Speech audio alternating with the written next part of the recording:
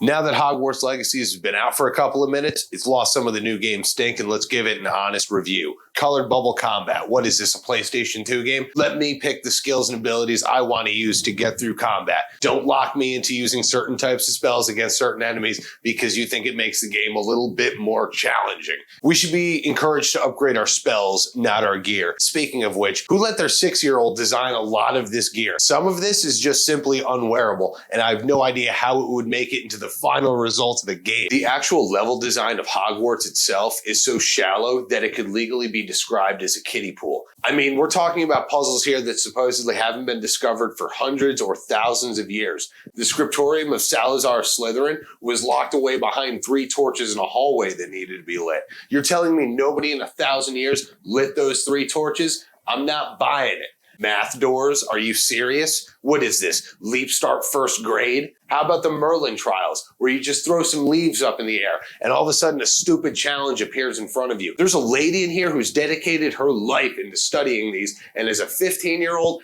I'm figuring out the jump challenges. And don't even get me started on that stupid Demiguise puzzle. Who locks away lockpicking behind finding statues? And why are there no consequences in this game? This is an entire universe that was built off of the idea of right and wrong, good and evil. I can learn all of the unforgivable curses and use them in front of my classmates, and nobody bats an eye. And you know what? While we're on the subject, somebody needs to explain to me the difference between using Avada Kedavra, which is unforgivable, and me using this ancient magic to simply blow somebody up. As far as I can tell, at least Solomon gets a closed casket funeral. Why is it I'm allowed to go anywhere all of the time? I get it, as a 5th-year student, you don't have to stay in your dorm at night. But I'm allowed to go into the restricted section of the library in midday while the place is full of people. I can go into the staff's bedrooms if I want to, and they don't blink an eye. I think the story was just okay at best. It was enjoyable. But at the same time, why would you even bother giving me a hippogriff or that other animal I could ride when you give me a broom that right from the beginning of the game I can just keep upgrading?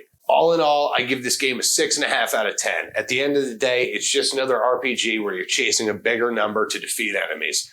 Go fuck yourself. Math doors? Who decided that would have been a fun idea?